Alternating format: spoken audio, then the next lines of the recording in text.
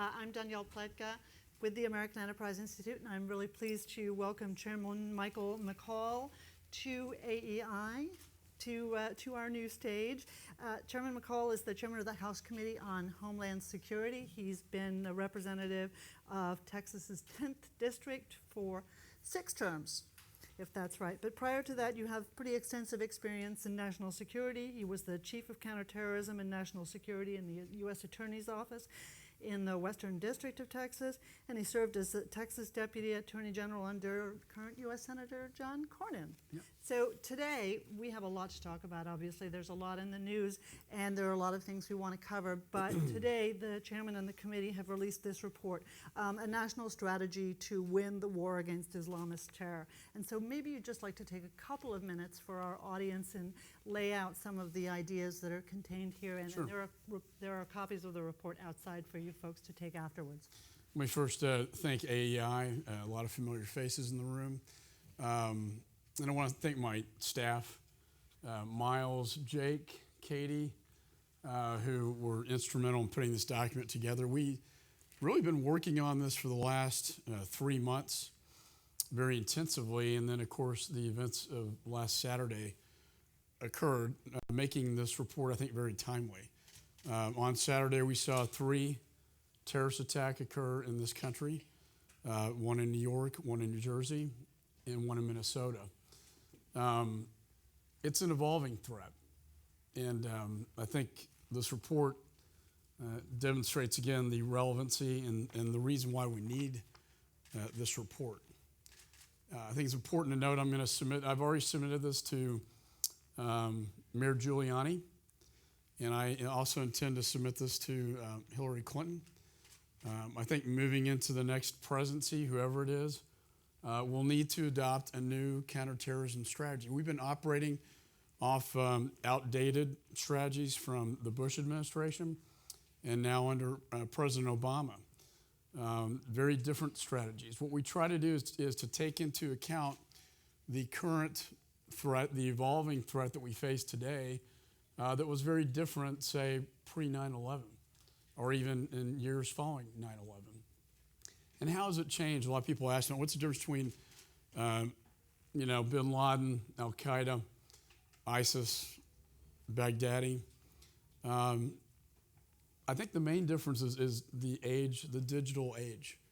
The fact that bin Laden was very top to down command and control, very primitive in his communications, Ks and couriers. And now we have this new generation of terrorists that are very savvy on the internet. They know how to exploit it, to both recruit, to train, and to radicalize from within. And all these threats need to be taken into a new strategy, which is what we do in this 30-plus page document with over 100 policy recommendations, a very substantive document. We've seen through the internet they've been able to recruit 40,000 foreign fighters from 120 different countries, something we've never seen before. But we've also seen this radicalization from within that accounts for a lot of the attacks I think we've seen in the United States. This is the individual on the internet looking at the propaganda, getting radicalized, and the next step is an act of terror. I was at the 9/11 ceremony at Ground Zero, very moving ceremony, and then met with the New York Police Department and their intelligence unit the next day, really to go over the state of security in New York. And that was just a week ago. This case did not come up. And it's the one that you miss that keeps you up at night. But I can tell you what the evolving threat as they see it, and as I see it as well, is we've seen ISIS with basically 2 directives coming out of Iraq and Syria. One, come to Syria and join the fight. The other one, kill where you are.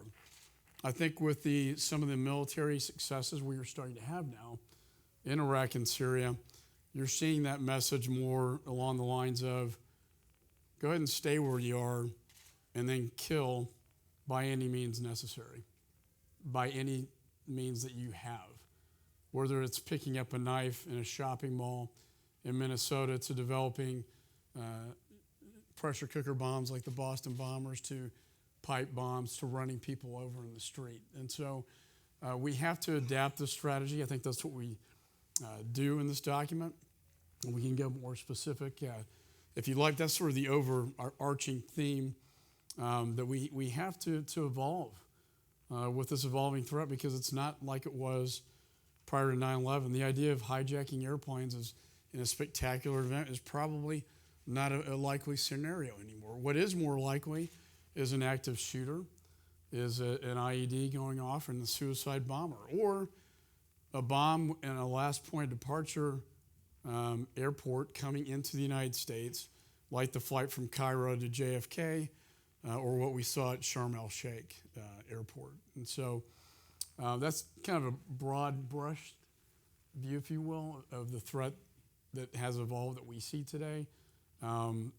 That's very difficult and challenging to stop because it is so pervasive over the internet. 200,000 ISIS tweets per day, and the propaganda is in so many homes now across the United States and across the world. And how do you stop that from influencing on a global level? I talk a lot about the military strategy, which is important to go on the offense and take them out where they are so they can't conduct these external operations in the United States. We talk a lot about the political reconciliation, diplomatic, but the counter-narrative is important as well. And the war of ideas is equally as important in terms of the ideology in this generational long-term struggle that we face that's not going to end probably in my lifetime, but I hope it ends in my children's lifetime. And we have to be better prepared to deal with that ideology. Let me press you on a couple of questions. Obviously, the report is not a gimmick. I read through it in its entirety. It's a series of serious recommendations for major policy changes rather than just a sort of a quick fix to anything. So I don't want to put you on the spot, particularly when it comes to the attacks that happened in Minnesota, New York, and New Jersey. But I do want to ask you a question about the so-called lone wolf. It's not a phrase I love, actually, because I don't think they are lone wolves. They're part of a broader network. But nonetheless, what we've seen, particularly with this New Jersey Afghan immigrant who's now an American, is that he had posted on Facebook some jihadist sympathies. He had gone to Pakistan and to Afghanistan several times in recent years. His father had reportedly, the New York Times is reporting just now, his father had told the FBI that he thought, 2 years ago, that he had terrorist sympathies. Now, obviously, things slip through the crack, but where do we draw the line in these sorts of situations? Should we be reading people's Facebook pages? Should we be following their Twitter accounts?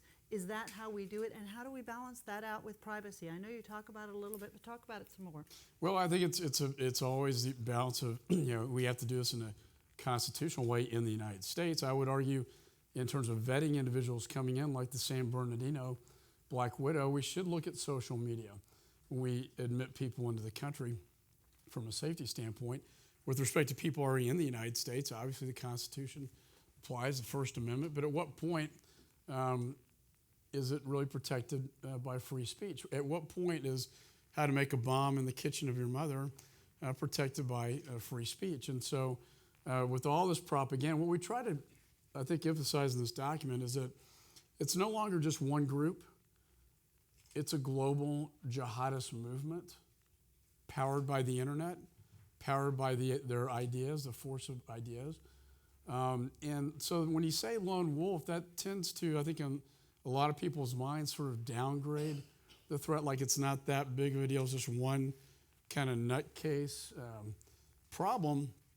But when you have multiple lone wolves lining up, in this case, we know there are ties internationally. He went to Pakistan, Afghanistan. He purportedly got married and brought her back in the United States. We don't know where she is today. She may be back there. We've seen some of his writings where he talks about al-Awlaki, he talks about bin Laden, he talks about the New Jersey bombing in his writings. And so what we try to emphasize is that you really can't downgrade it by saying lone wolf.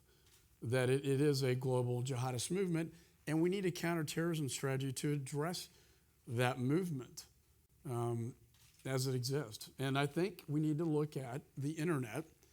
They say, what's the difference? Well, they both, bin Laden and al-Baghdadi, have a 7th century mindset, mindset of worldview. But this group is powered by the engine of the internet that they can exploit. They can even use encrypted communications to communicate, so we can't even see, in many cases, what they're saying, like in Paris and Brussels. We've encouraged the private sector to leverage, to shut down Twitter handles of jihadists, to put up counter narratives on Google when a jihadist terminology is searched in the engine. We think those are all positive things, but then, at what point do we treat it like, say, child pornography? If you post or look up child pornography on the internet, you will be arrested by the FBI. Why can't we look at algorithms and maybe look at this propaganda in the same way, consistent with the First Amendment and the Constitution? Are we not? No. Really? We are attempting to monitor social media, but there's no attempt to shut it down. I think you talk about cyber ops, cyber operations. There have been limited attempts to shut things down internationally. Remember, there's an intelligence gathering aspect to all this as well.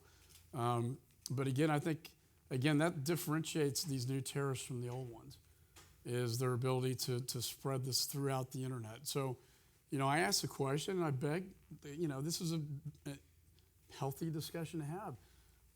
At what point do we allow this under the First Amendment, and at what point do we just shut it down? Good question.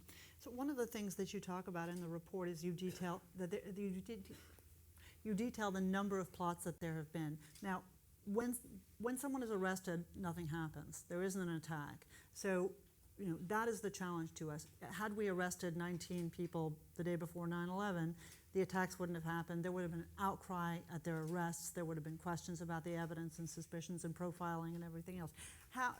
Talk a little bit about what people aren't seeing, because I think that that's an important narrative that isn't out there. And I'm always I always praise law enforcement. What they don't know, most people, is that we've arrested over 100 ISIS followers in the United States since the beginning of the caliphate, the Islamic State. We've had 100 plots against the West, meaning both Europe and the United States. And we have over 1,000 investigations in all 50 states. That shows you the numbers, and we do a terror threat snapshot out of my committee every month. And the frightening thing from my perspective, and I try to not try to inflame things, but the numbers keep going up, Danny. They're not going down. This movement is expanding globally. It's not shrinking, even though we're having some limited military success now against them. And why is that? It's because of the power of the internet. And so, again, those numbers going up concerns NYPD and every major city police chief and the FBI in terms of how can we stop. We can't stop it all. And that's just the fact of the matter. This will not be the last time we see an event occur in the United States. And certainly Europe is far more wide open than we are. They are in a pre-9/11 posture. And they have completely open borders. We talk about ours. They don't share intelligence the way they should, and they don't really utilize databases as effectively as they should. That's part of our report, is to share that intelligence better with our foreign partners to make sure the biggest Homeland Security mission is keeping bad people and bad things outside of this country, not allowing them to come in. But you know what? Through the power of the internet, you don't have to travel to Syria. You can get radicalized here and then kill Americans as they are directing people to do so. But now we've been talking mostly about ISIS and about the radical jihadis that are coming into the country. But of course, Al-Qaeda, and you reference Al-Qaeda in the report, Al-Qaeda is still out there. In fact, Al-Qaeda has spread very dramatically, largely under the radar over the last 8 years. one of the questions that I have is you talking about the regions where these terrorists operate, where these groups are operating, whether it's in sub-Saharan Africa or it's in the Middle East or it's in South Asia, wherever they are, that in fact there's nothing we can do about stopping the flow unless we're willing to address the problems at their core. And one of the questions I wanted to ask you about was this term that you used, that we need to break the movement, and that we need to break the movement back there. That's not just a military strategy. The president likes to put it as a binary sort. Well, either we're doing X or it's war. But you say that we need to do much more in these countries. What are we not doing? What do we need to do? And how do we ensure through non-military means that these groups aren't flourishing? Right, and so the great focus of the previous two administrations has been core Al-Qaeda. And we have decimated top leadership. AQAP still exists. They're still, in terms of external operations, one of the greatest threats that we have, but we're not looking at this as a global movement. When you look at the destabilization of the Middle East that's going on today, and Northern Africa, where I just came back from Sinai in Egypt, Camp North up there, to Tunisia, got briefed by the Libyan team that is in exile after Benghazi. They thrive in safe havens and power vacuums. And so, yeah, the military aspect is important. A military strategy is important. But equally as important is governance and stability. And that's where I think the political diplomatic piece comes into play, is that we can't, Syria is not going to be resolved till we have a political reconciliation in Syria with Mr. Assad. Iraq is not going to be resolved until we get rid of ISIS here, but also have governance. We have no governance in Libya at all. It's a failed state. Tunisia is a fragile democracy, but per capita more foreign fighters than any other country in the world. And then, of course, ISIS is very prevalent in Egypt to the point where they've taken down the Russian airliner. And so I think the political stability and, of course, economic stability comes with that. They're not unlike some gang members who want to be part of something greater than themselves, and they may not have the economic opportunity that we say would have in the United States. So all those factors, I think, holistically need to be taken into account to address what is, again, a global jihadist movement. So do we need a whole new strategy to approach these parts of the world that differs dramatically from what we've been doing up to now? Well, we haven't had a military strategy in about 4 years. I got briefed on ISIS 4.5 years ago in the skiff. We've let it fester. We've let it expand. We've done we had a policy of containment, essentially not to defeat. So I think the military strategy is sort of just now coming into play. So I do think that's very important. But I think balance with that is, again, the political, diplomatic, and then finally the war of ideas, the counter-narrative approach that we've failed miserably. I mean, we talk in the strategy about a Marshall Plan, if you will, not occupying countries. We're not occupying countries. Those days are over. But a way to assist these countries where they can have governance. The biggest thing in Libya, when I was over there, was that you have two military dictators that can't get their act together. Without a unified military, you have no governance. And so the governance has imploded, and in those power vacuum safe havens is precisely where the terrorists thrive and breed, and out of which they can hit the West, Europe, and the United States. Let's bring it back to the United States for a second. Everybody loves to hate TSA. In fact, I heard the director of TSA at a speech this summer saying, yeah, he said, well, before I was there, I used to hate it too. And he goes, well, actually, I still kind of hate it.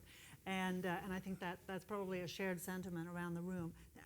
What I'm trying to figure out, and you referenced the needed fixes domestically and say we haven't updated since 9/11, but why is it so broken? Yeah, it's really getting the department to move forward in the modern technology age. I've had great discussions with Admiral Neffinger. TSA does more than just screen people at airports. TSA stops a lot of bad people from getting on airplanes and coming into the United States. It also stops a lot of bad things like bombs from getting on airplanes, last point departure airports. Those concern me. Cairo, I've been over there, not very secure. Istanbul airport, not very secure. And yet we have flights coming into the United States. But I do think with respect to screening domestically at airports, what I've been pressuring them to do is really look at all the technologies out there that you can leverage. Where imagine this: that your fingerprint is a passport, is a boarding pass, or your facial recognition is your passport. I predict in 5, hopefully not 10 years, but hopefully 5, this is going to be the modern age of travel, where you won't have to carry documents around. And what better way to identify the person than through, the biometrics? And also the screening itself will not be people taking their shoes off and getting shook down like I got today. I got put in secondary, by the way, randomly. And the guy in front of me did as well. It's kind of odd, 2 random secondary searches. But rather you walk through a panel, just like in the White House, there's a lot of technology in there you're not familiar with or know about, but yet you're being screened. And imagine that is the vision, I think, and I think what will be the future of modern day travel, is to walk through panels and not have to go through the AITs, not have to go through the shakedowns, not have to take your shoes off, and then travel documents will be biometric. Okay, that all sounds awesome. I'm getting on a plane tomorrow. I would really love that, but why? I mean, here, we're not. None of us are from Silicon Valley. We're not on the cutting edge of technology. But you're talking about this. I understand what you're talking about, and yet we don't see a lot of evolution. I mean, there's not a dramatic difference between what happened on September 12th, 2001 at the airport and what is going to happen to me tomorrow or happen to you today. Why is there no internal mechanism? Where's the breakdown here? Well, I think the pre-check has been a good program. It takes the people that are trusted travelers out, and it helps. I think I had to make sure that TSA was coordinating for the first time with the airlines and the airports with respect to personnel flows, so we don't have the lines. Basic stuff. And there's a lot of good software technology out there to integrate these systems where you'd have more effective flow of travel. But the AIT machines are a new thing since 9/11. Canines are visible. There are things in place, but you know what? They got a failing report card when the red teams went through. Guns and knives got through the machines, and that's a problem. More than 90% is what. About a 90% failure. That's not a good grade, particularly when you're talking about aviation security. And people say, "Why do we have to keep doing this stuff?" Is it really necessary? Well, I would just point you to the threat briefings I get when it comes to Al Qaeda in the Arabian Peninsula to what ISIS did. AQAP has been targeting the aviation sector for years with the cartridges that they tried to get on the plane to blow it up, to non-metallic IEDs, and then to see ISIS develop that through the insider threat. This is not getting through the screening. This is an insider vetting problem where you have a corrupted or radicalized employee putting a bomb on an airplane. That, to me, that's an easy thing to do, and it's something that does keep me up at night because we have to properly vet these employees, whether it be in Cairo or in Cuba. Cuba's laying 100 flights per day in. TSA back-channeled to me they didn't think it was up to speed security-wise, and yet now they're coming in. Marco Rubio tweeted out, I think today, that they have no air marshals on the flights into Cuba. We were assured by TSA they would have federal air marshals.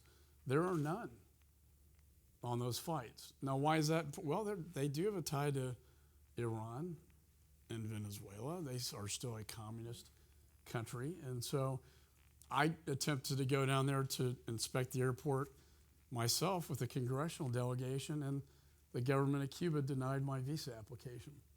Oh, shocking. Let's talk for a second again about, in some ways, circle back a little bit to New York and New Jersey, and I will let you all get a chance, a word in edgewise. I promise we're going to turn to questions pretty soon. But I want to talk to you about what has become extraordinarily controversial, and that is the question of refugees and immigration. Donald Trump and Donald Trump Jr. got some attention today by referring to refugees as Skittles. Wouldn't eat a whole mouthful if you knew there were three bad ones in there. Something that offended the makers of Skittles and should probably have offended a lot of refugees and immigrants. Now I'm an immigrant, so I'm a big supporter of immigration. I want to know I want you to know where I sit on this. Sure. How do we have an intelligent national conversation about this? Because I don't think we've been having one up to now. Yeah. How do we do that? And do we have the tools that are necessary to actually let people in who need us? Because that's what America stands for. You know, it's a country of immigrants. How do we let people in who need us, but not let in the people who are going to be the San Bernardino bombers? Well, and that's the key. Yeah, I'm Irish Catholic, so I mean we're a nation of immigrants, compassionate nation. We let in, over 100,000 refugees is the new number, I think, but we have to be smart about it too. We don't want to be letting in people that want to kill us, and I think the San Bernardino case demonstrates that. The New York bomber was an Afghan, born in Afghanistan. But naturalized American. Came into the United States, naturalized. With respect to the Syrian population, it's a very unique population, and I'll tell you why. Because the director of the FBI testified before my committee, Secretary of Homeland Security, and NCTC, telling us that they don't have databases on these individuals. In other words, we really don't know who they are. When I heard that, we were concerned for obvious reasons. And it was backed up by, again, by the director of the FBI. In his words, we can query till the cows come home, but without the databases, we can't really truly vet for security. So I think we need to develop a way to properly vet them. We've already let 10,000 in. Mrs. Clinton wants to bring in 65,000. Again, it's so unique because we don't have records on many of these people. And so I've seen them in the Jordan refugee camp. The Minister of Interior told me, he said, I don't know who these people are. Now, granted, most of them are mothers and children, and it's the military-age males that give me more pause. We had a bill that passed the House that called for a pause on the program till we can properly vet and then certify at the highest levels that they are not a threat to national security. This is, again, where I think technology could be a very good solution. There are two types of technology out there. One is iris developed, and the other one through another biometric that can essentially, with almost 100% accuracy, tell whether you're lying or not. It's not a lie detector test, which is time consuming. It's a very quick test. And it seems to me, when they ask them the question, are you a jihadist? Of course they're going to say no. And they come in. Even in the Iraqi refugee program, where we had good intelligence on the ground, which we don't have in Syria, we still had 2 terrorists come into the country. So my first and foremost responsibility is to protect the safety of the American people. Now, having said that, I think there's a way to do this, but we had a hearing on this the other day and urged the department and USCIS to look at this technology. And I think the American people would have a lot more comfort and assurance in the refugee program if they knew this was being deployed. Yeah, let me press you a little harder because this is such a big contentious issue, and I know that you're a supporter of Mr. Trump, who has said that we should not allow any people in from countries where there's a terrorist activity. I don't know exactly what that means because I presume he then means France and Germany and the UK as well, Australia. And that's a problem. Yeah, it is.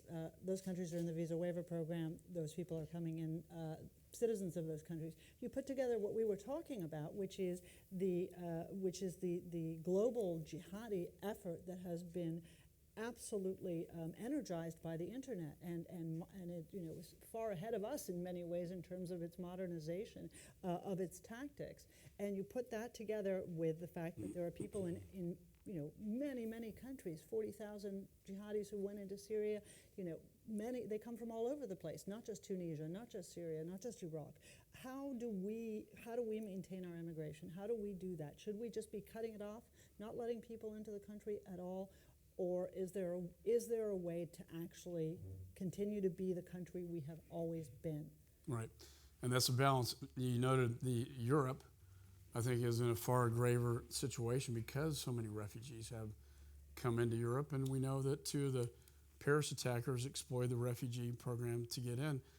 The DNI, Director of National Intelligence, Mr. Clapper, sent me a letter saying that they have already attempted to exploit the refugee program to infiltrate the West. ISIS, in its own words, has said that. Right. So I have to take all that seriously. Now, having said that, Mayor Giuliani and I prepared a memorandum to the nominee, basically stating to him that an outright ban on all Muslims is not realistic. That you can't. The King of Jordan is a very good ally and Muslim to us. President Sisi is a very strong ally, and the idea that you're going to keep out, that's just not workable. But the idea of increasing the vetting of people coming in, I agree with you. I don't think you can look at some what we call special interest, countries of special interest, but then to say we're going to put a ban on all people from Europe, because let's face it, they're there now. 5,000 Western passports, foreign fighters in Europe, so then that makes that not quite so workable either. That's why we present in here a vetting process that includes law enforcement and the intelligence community. So a greater vetting process of those from countries of interest, but integrating more effectively the FBI and the intelligence community, which is not being done, in my judgment, effectively today. Last question, an interesting one, and I haven't seen you talk about this, but I'm sure you have an informed opinion. A lot of the people who were arrested in the wake of 9/11 are actually due to be released pretty soon. What do we do? The president wants to close down Guantanamo. He's been releasing people from Guantanamo left, right, and center. Mrs. Clinton has said that she wants to close down Guantanamo. I actually don't know what Donald Trump has said about Guantanamo, but I assume he wants to keep it open.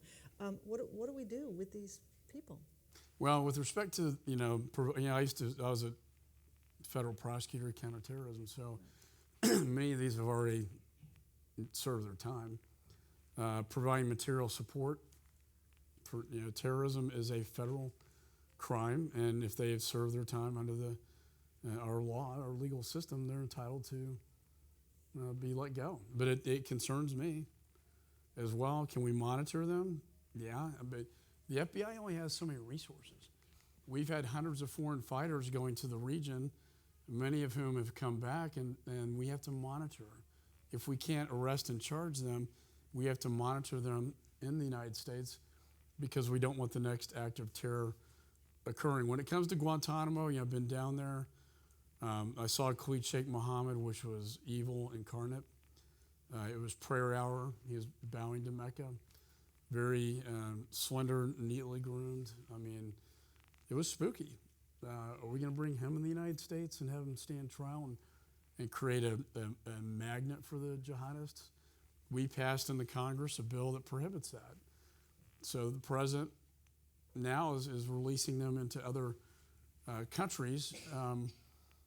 That's always been part of his campaign narrative, ending Iraq and Afghanistan, and that didn't work out so well, and then shutting down Guantanamo. Now, what's left there, about roughly 50 or so, 60, and it's kind of the worst of the worst.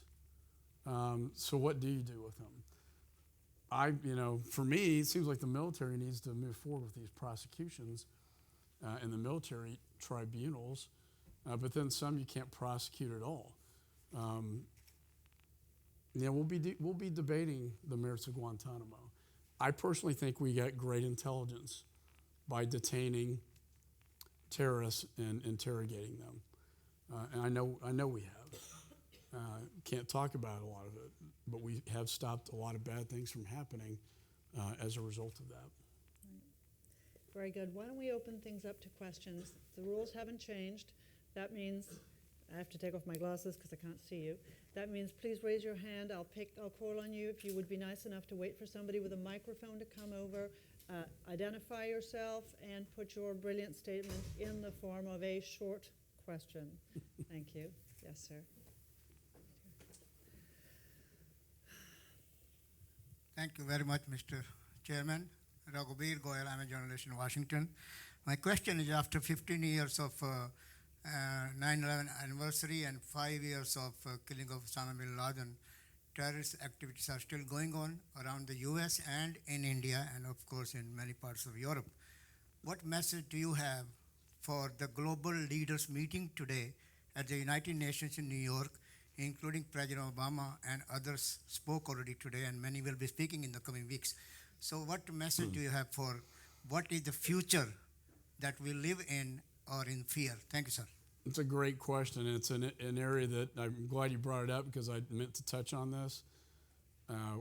When we talk about countering violent extremism or radical Islamist terrorism, how can you effectively do that? Well, our State Department used to do it through Voice of America and wave the American flag. That's not going to persuade the guy who's radicalizing or has already radicalized. Same thing in the United States. I've urged the Department of Homeland Security to start adopting a counter-radicalization strategy in the United States. Now, how can you effectively do that? Back in the day after 9/11, I remember walking into a mosque with an FBI agent as a federal prosecutor. That's not, that has a chilling effect. That is not going to persuade. And so what we need are credible voices in the community that can reach out to the Muslim community, both in the United States and world leaders and religious leaders. So the top imams that are around the world that issue, their religious edicts, it's incumbent upon them to save their own religion and stand up to this perversion of the Islamic faith.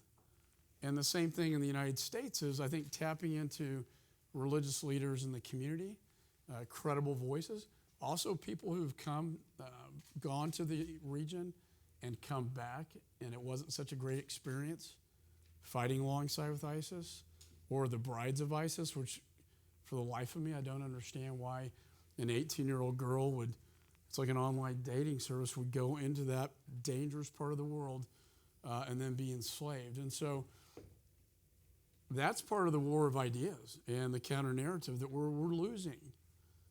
We are losing that because the global movement has expanded. And I think only through utilizing, that's a State Department mission, it's a DHS mission locally. I think the NYPD, if I had to pick out a police department that has kind of gotten some of this right, it's the NYPD, because they are fully integrated with the mosques and the Muslim community. Because if the signs of radicalization can be spotted early on, like in the case of the New York bomber, every time this happens, it's always after the fact. Oh, yeah, I noticed when he came back from Pakistan, he was a little more radicalized. Tamerlan Tsarnaev, the Boston bomber, oh, he was so radical, he got kicked out of his mosque. But we didn't know about that. It was not reported to authorities. We didn't know about that radicalization. And so again, the key, I think, in the Homeland is being able to spot those signs of radicalization early on, and as we talk about in the report, provide the off-ramps towards de-radicalization. The Saudis have a pretty interesting program, as does UAE, to help de-radicalize individuals. We see a lot I met with the ambassador from Belgium. They have very segregated societies of Muslim populations and diasporas, and they've got a serious problem on their hands, but they also have developed some pretty interesting de-radicalization programs. And then finally, Theresa May, who's now the Prime Minister, we met with when she was Home Secretary. The UK has a far better countering violent extremism or de-radicalization program than we have in the United States. And I think it's because they've been dealing with the issue longer, than we have. And that's an area that we need to, I think, if I had to identify anything that we need to be doing a better job, it's that. How big a problem do you think the fact that this is a religious issue is? Because what you see is that the State Department is extremely nervous. I mean, they basically don't want to do this. If you follow their what is it? Look back, think again. Something their absolutely awful Twitter feed that is meant to persuade anybody. I can't even imagine it persuading a soul. It's so incompetent. Can we actually trust government institutions to do this kind of thing? They felt much more comfortable when it was communist ideology. Now that it involves God somehow, they don't want to touch it with a 10-foot pole. Can we do this? Well, I think the role of NGOs could play a powerful role rather than the State Department. I think you're right. I often compare this to communism, although mutually assured destruction applied to the Soviets. It doesn't apply to the jihadists. But it is a long-term ideological struggle that's generational that will take, in that case, communism 40 years. And I think the next president needs to be honest with the American people about this, and the American people have to accept that notion that we're in this for the long term. But we're not doing, the State Department has taken a lot of this out of their vernacular. War on terror, radical Islamist, terrorism. They don't want to refer to that. Right. For whatever reason. I mean, some will say they don't want to inflame. Others will say they don't want to have to deal with taking that issue head on. But it is real. It is a religious, radical religious movement. And I would argue in some of the cases, though, the terrorists really hijack their religion and just really use it for power. And the ability to take, these safe havens and take them over through the use of exploiting a religion to gain power. Not unheard of in history. Yeah, of course. Back there in the corner.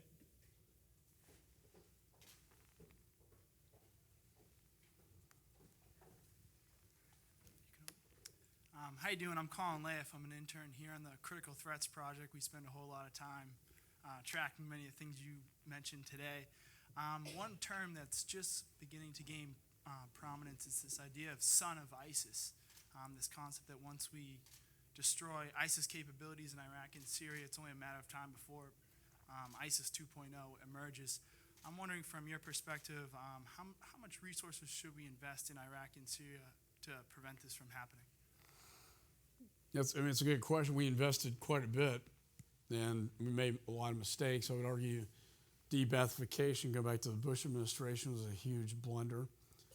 And it just turned over the Iraqi military into al-Qaeda's hands, and they became al-Qaeda in Iraq. Fast forward to this administration, the lack of status of forces agreement. Mrs. Clinton went to Baghdad one day for 3 hours to visit with Prime Minister Maliki, which I think was diplomatic negligence, malfeasance, and we had an implosion. And then out of that implosion, al-Qaeda in Iraq morphed its ugly head into ISIS, and that's kind of the situation. Now let's complicate. We can't make a decision for 4 years, and now you got Russia propping up Assad, aligned with Iran, and the Sunni world thinks we're aligned with the Russians and the Iranians. We have Shia militias now in Iraq and Syria trying to fill that power vacuum, while the Sunnis see that as a real threat to them. I can't think of a more complicated, messed up situation. I think we want to destroy ISIS and defeat them, and we take their governed space away from them. And I think we took back Ramadi Fallujah. I think we're on the path. Won't happen by the end of the year, but to take back Mosul and Raqqa, that's going to be tough. But then, once you clear and hold, you need a governed space. And who is going to govern that territory, getting back to the political diplomatic resolution? I don't want U.S. troops occupying in Iraq and Syria, but we need to get to a diplomatic political resolution in Iraq and Syria so we have governance. Without governance, the terrorists thrive. And that's the problem. And I think the problem, you extend it to Northern Africa, where we know they are expanding their bandwidth. And they've also expanded their bandwidth all throughout the internet, reaching across the globe into Indonesia, into Australia, into Europe, and into the United States. Yes, sir.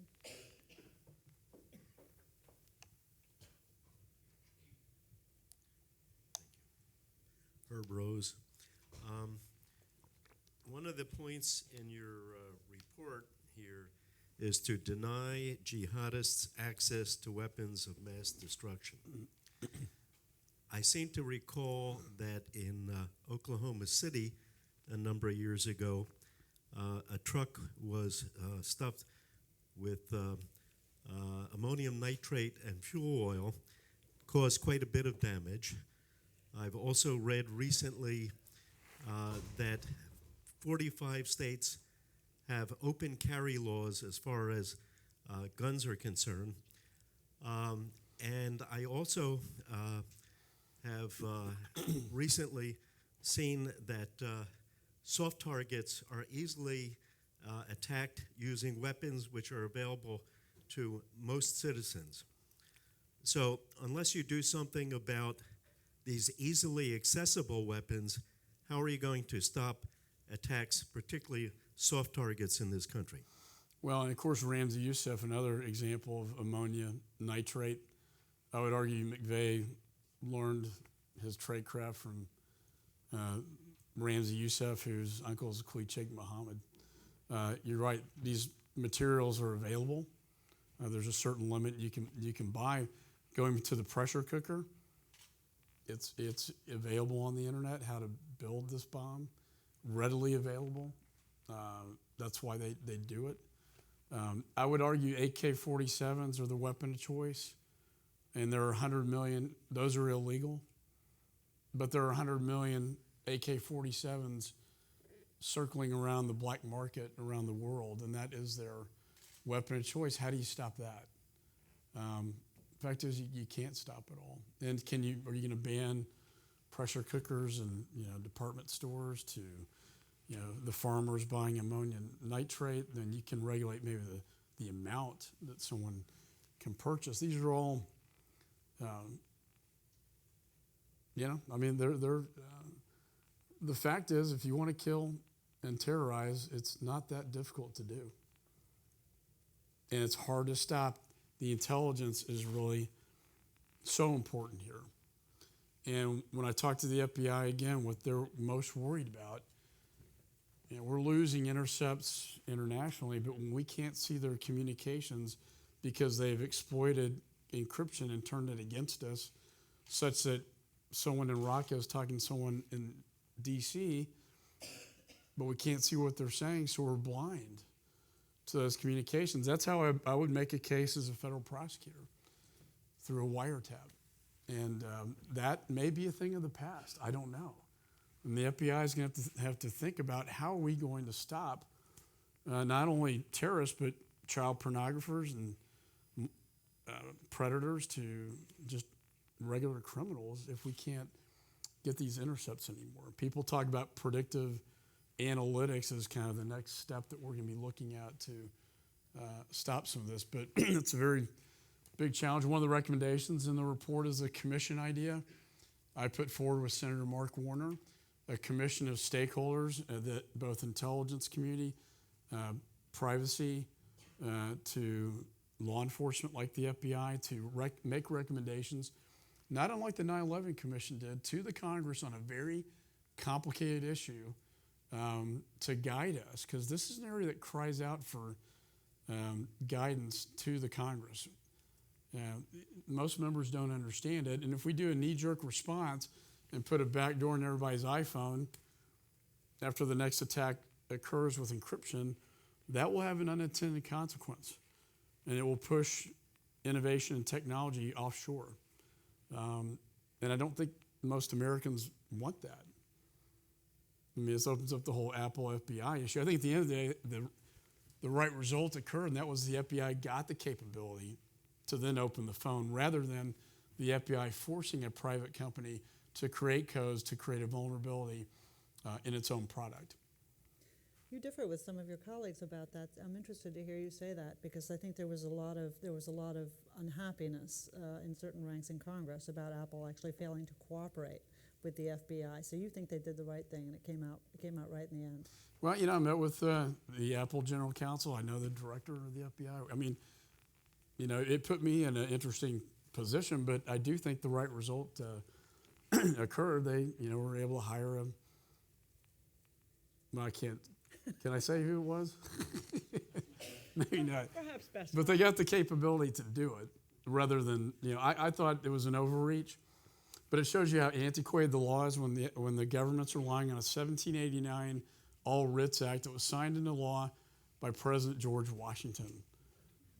That's what they were relying on to force Apple to open up its device, which is, there's a reason why they make it secure. They want to protect people's data.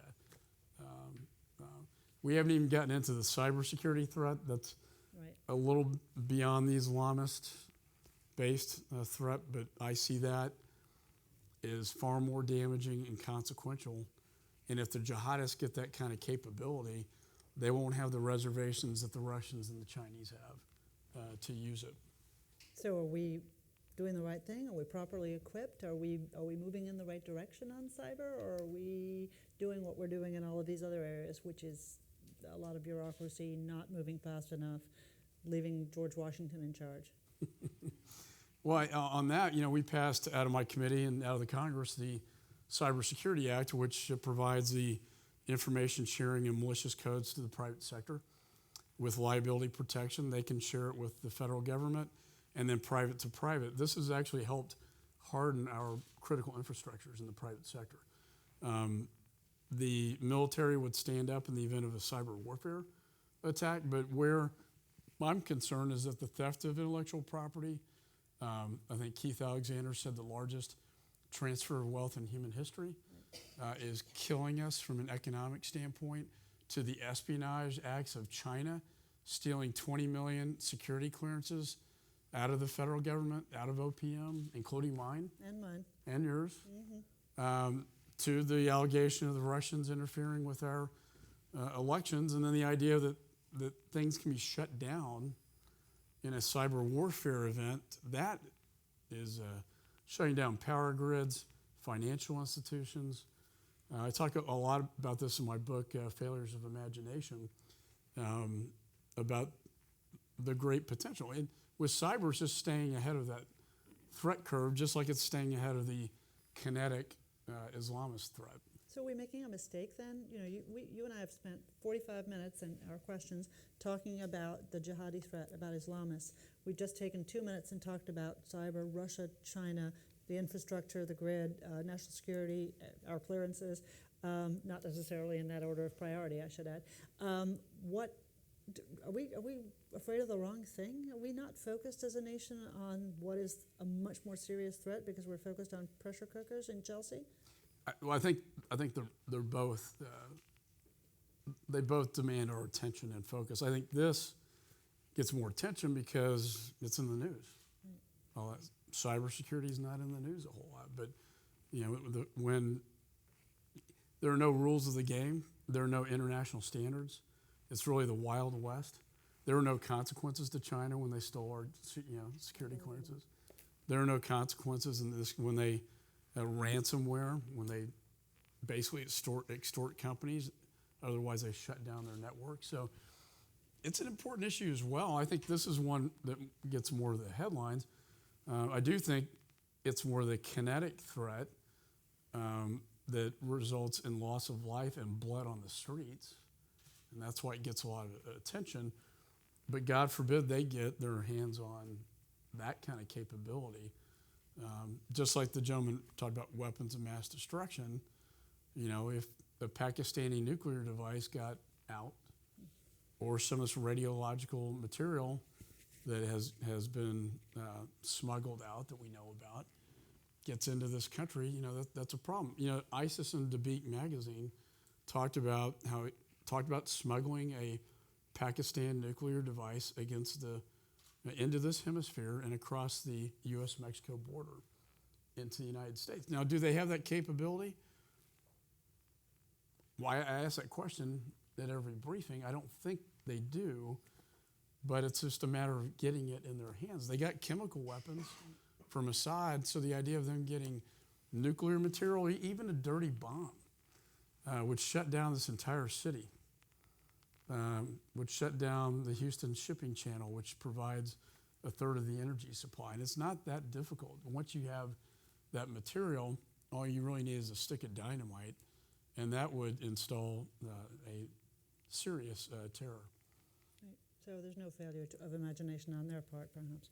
Well, they always, it's staying one step ahead of them, Right. and they are very crafty. Folks, I'm going to take one last quick question, and then we're going to head for the hills. Yes, sir.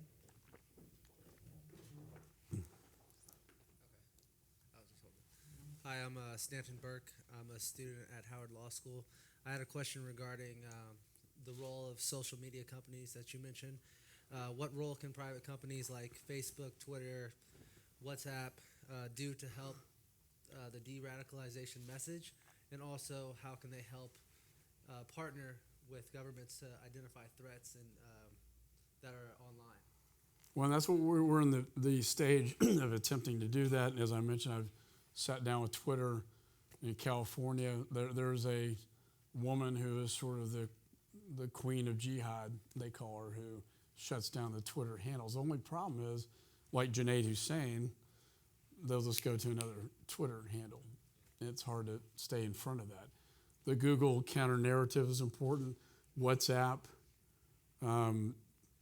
If this stuff is on the app, should we require them under law to shut it down? That's a policy decision that Congress has to think about. Problem with that is the majority of these apps are not based in the United States. They're foreign based. So I'd say more than half of these apps, like Telegram, WhatsApp and Telegram are their favorites that they used in the Paris and Brussels attacks. But many of these apps are overseas based, and we have no jurisdiction over them. So we're entering into this digital age of security it's a huge challenge. I think you pointed that out very well. Thank you very much for an important conversation. Thanks, Danny. Welcome to.